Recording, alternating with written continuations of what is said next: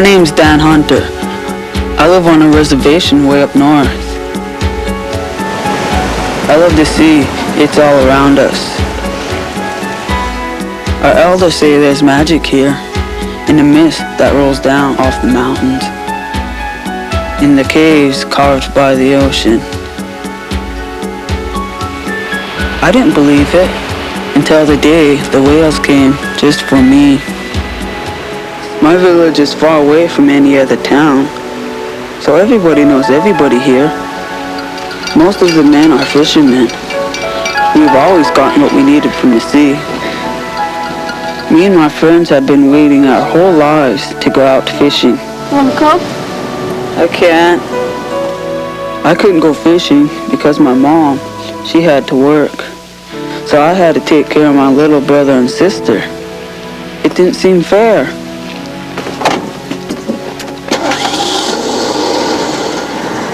Can you take the kids out to Grandpa's house? He's been asking for you guys lately. Okay.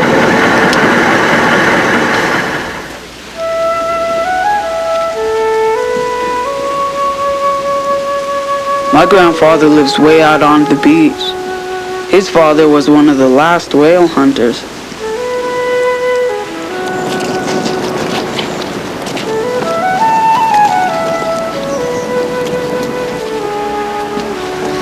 Grandpa! Poor picture.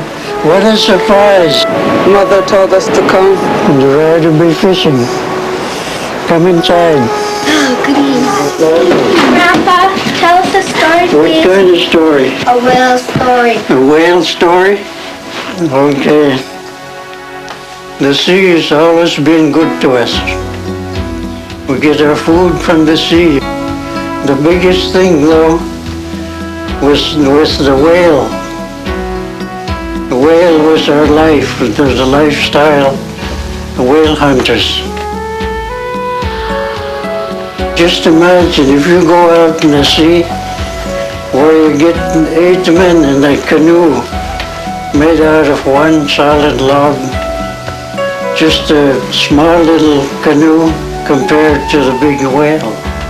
Yet they were brave enough to go out there and get the whale. That's why you had to be trained. You had to build up yourself. All through your life doing this. You have to be spiritually fit and physically fit the same rate. Otherwise you'll be lopsided. You won't walk straight.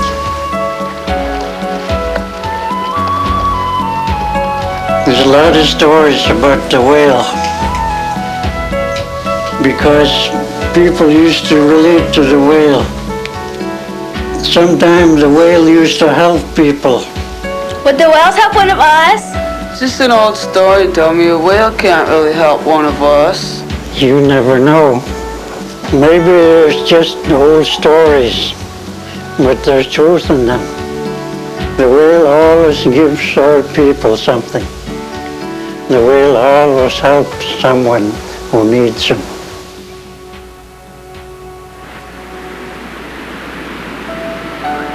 I really didn't believe my grandfather. I mean, those are just stories old people like to tell, right? How could a stupid whale help me? Here I was, babysitting 2 little kids, when I should have been out fishing with the guys. I felt pretty bad. Then, all of a sudden, the wind came up. It blew the clouds away. It felt weird, like something was watching me. Whales! I see whales! And there's another one! And one over there!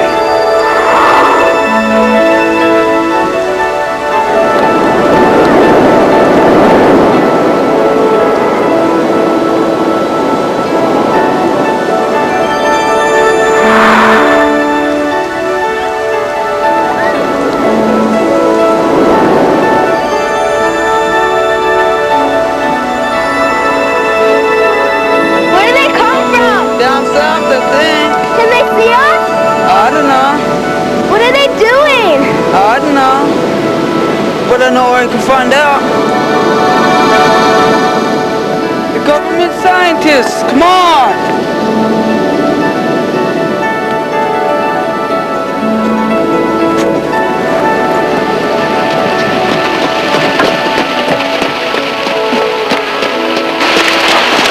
Are you the whale guy?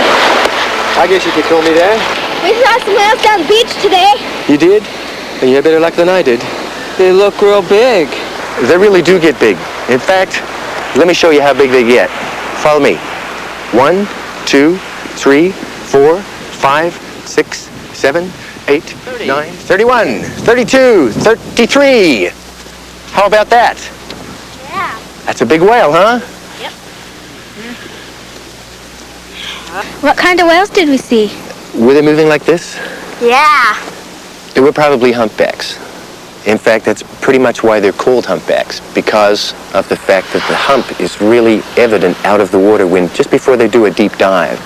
Where are they going? Well, this is the time of the year when they are due to be migrating, so probably they were doing that. Migration would be something that a lot of animals do, but whales in particular move from one place to another for different reasons. If I'm hungry and I'm a humpback whale, I'll probably go to Alaska. If it's time for me to get serious about raising a family, I'll probably go down to Hawaii. If we were a baby waiting to be born, I think we would prefer to be born in warm water as opposed to the cold water. How do whales have babies? I think given that whales are mammals, just like us, and that they have live young who need oxygen, air to breathe, who are warm-blooded, I think they have babies pretty much the same way we do. Just like human babies, they eat milk. They may eat, in the case of the blue whale, for example, up to 50 gallons of milk every day. So that by the end of 1 week, it will be nearly twice the size it was when it was born. I think the interesting thing about it all is that we have observed another whale in very close attendance during the birth time. Perhaps the father, perhaps a good friend. And his purpose, or her purpose, would be to make sure that the baby gets to the surface in time to take its first breath of air, to be around in case there's any problems with the umbilical cord, and to protect the mother and the new child in case of any danger.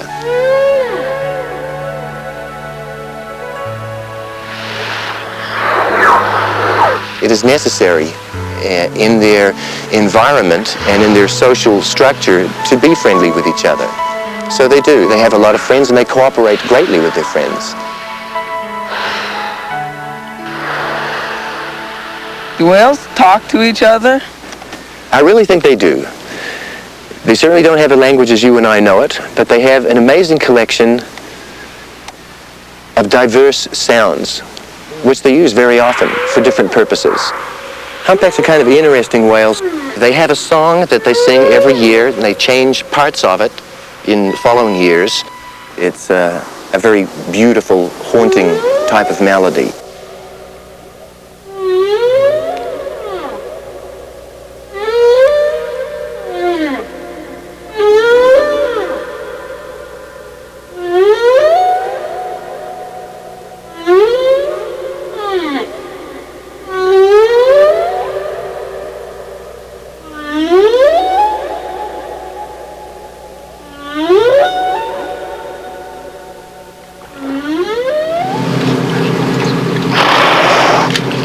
And there's another way in which some whales, the toothed whales, the killer whale, for example, uses sound.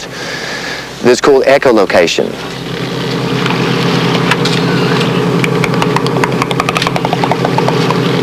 Picture this. A whale swimming along. It's dinner time. So the whale emits this particular sound from inside its head. That sound travels down to the bottom of the ocean, hits the bottom of the ocean and bounces back. Now that noise is audible to the whale within its head structure. Click. A click comes back. It knows that that is sand. Moves along in this direction. Click. Gets back a clack. Ah, that's rock on the bottom. Moves over here. Click. Gets back a cluck. That's just what he's looking for. That's his dinner. Then the wide beam that it's using to transmit the sound narrows. and the whale concentrates on what it has already discovered, its prey, and then begins a series of sharp clicks in that direction,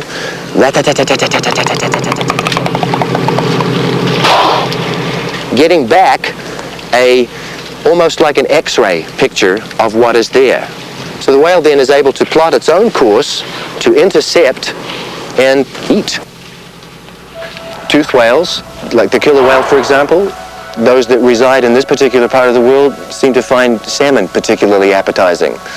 Baleen whales have a totally different way in which they get their food and consume it. If you've seen your mother cooking spaghetti and you know how the water gets drained through a sieve, that's the function of the baleen plates. They might have 300 on either side of their mouth. They take in these very small plankton, krill, with a lot of water. They want the food, but they don't really care too much for the water.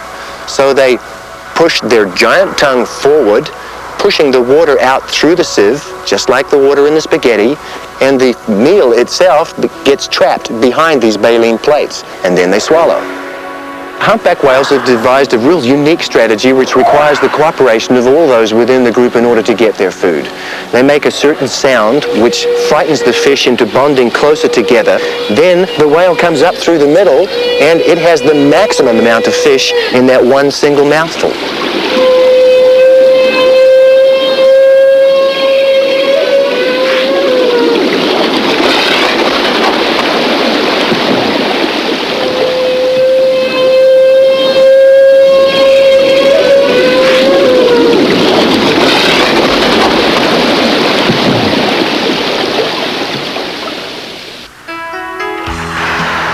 What are those spouts? Those spouts are simply whales breathing.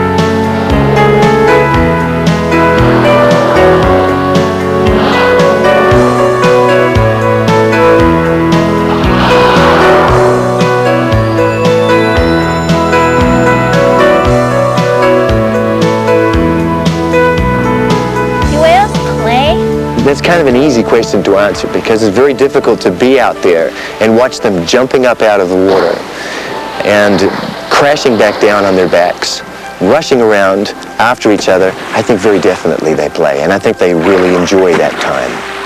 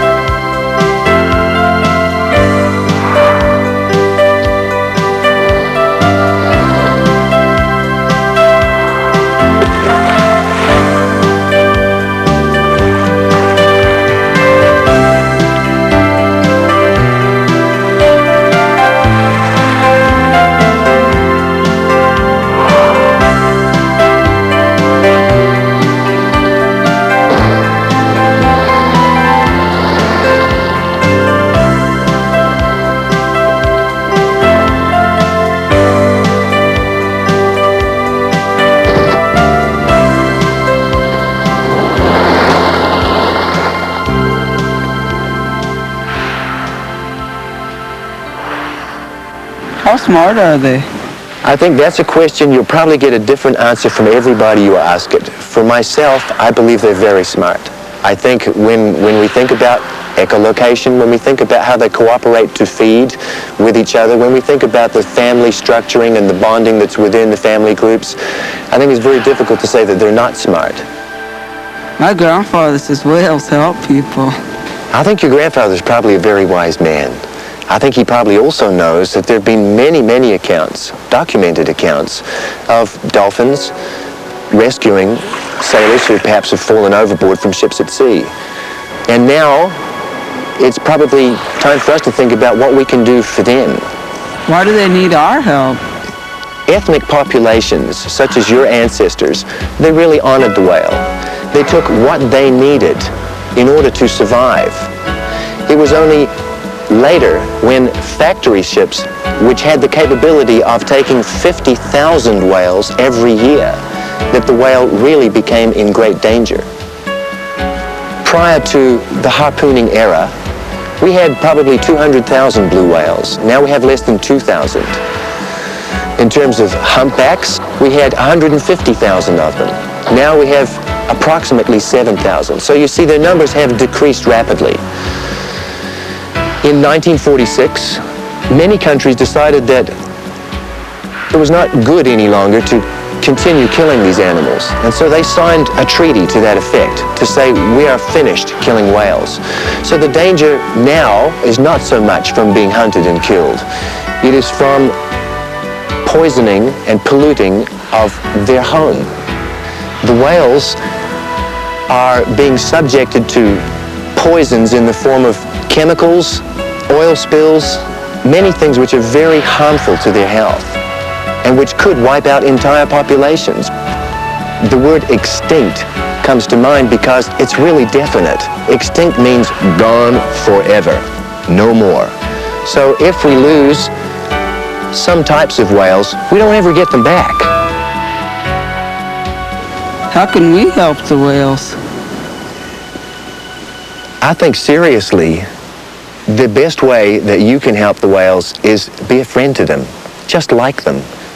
I feel very good about talking about whales with you, with people like you, because I think my enthusiasm and deep affection for them rubs off, as will yours when you start to tell other people about them.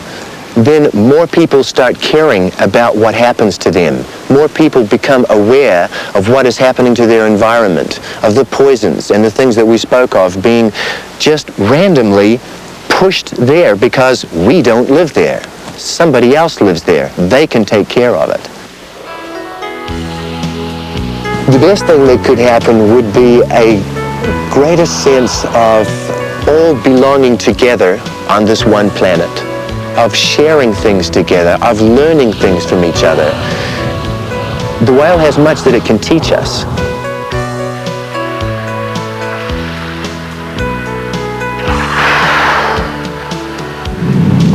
I don't see any white. Basically, what scientists do, they try to observe, just watch. By doing that, suddenly you see, that's how it's done. So you learn the magic and you pass it on, and other people get to know it, and we get to be closer to everything that's going on in the world. You get to go to sea and do all that stuff? Sure do. Fact is, if I'm to get back out there and catch up with those whales you saw today, I best be leaving right now. Come on, maybe you can show me where it was you saw them. You did the right thing reporting those whales you saw today. Could you show me on the chart exactly where you saw them? Well, I saw them right around here. Watch out for here and stay away from these rocks. Seems like you've been studying your navigation. I sure do appreciate your good advice, Dan. I wish you well. Mister? Yeah. How do I get to be a whale scientist? Well, Dan, you don't know it yet, but it seems to me you're already on the way to becoming one. You've already expressed your interest for whales. That seems to be something that you really care about. I do. If that's what you really want to be, then have no doubt that's what you really will be. And between you and me, I think you'll make a really good one. This was given to me. Seems only right that I should pass it on. I can't think of a nicer guy to pass it on to. Thanks. Take care of yourself. So that's how I decided to go to sea and study whales when I grow up. Mom's all happy that I like school again. So is my teacher. And grandfather, when I told him how seeing those whales that day made me want to learn everything about them, well, he just smiled.